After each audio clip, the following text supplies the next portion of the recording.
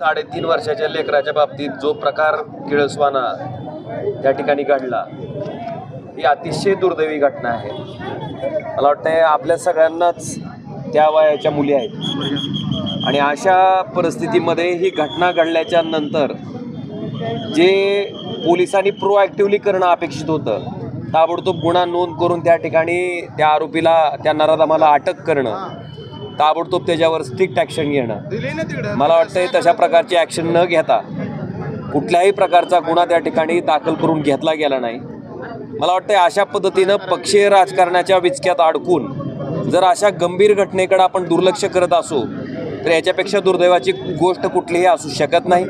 ह्या घटनेचा तीव्र शब्दात निषेध आहे आणि माझी आपल्या माध्यमातून सरकारकडे विनंती आहे की अशा घटनांला वारंवार त्या ठिकाणी घडताना आपल्याला त्या ठिकाणी समाजात दिसत आहेत। अतिशय दुर्दैवी गोष्ट आहे। 3.5 वर्षाच्या लेकराच्या बाबतीत असं कृत्य करणाऱ्या लोकांना मला वाटते अतिशय कठोरातली कठोर शिक्षा झाली पाहिजे। ती शिक्षा इतकी कठोर असली पाहिजे की भविष्यात पुन्हा अशा पद्धतीचं वागण्याचा कुणीही प्रयत्न केला नाही पाहिजे।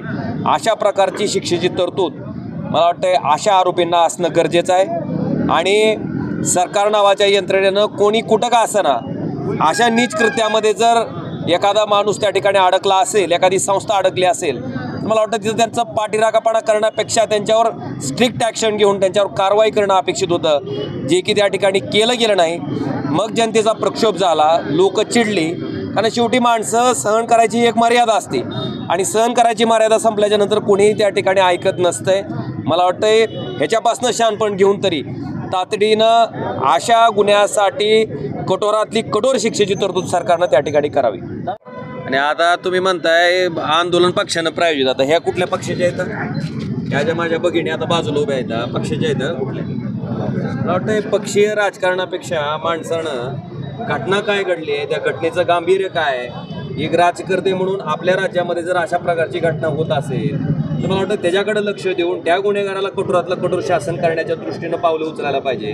ते सोडून जर ह्याला पक्षीय राजकारणाचा रंग द्यायचा प्रयत्न होत असेल सत्ताधारी मंडळीकडनंच तर मला वाटतं ह्याचा करावा तेवढा निषेध कमी आहे।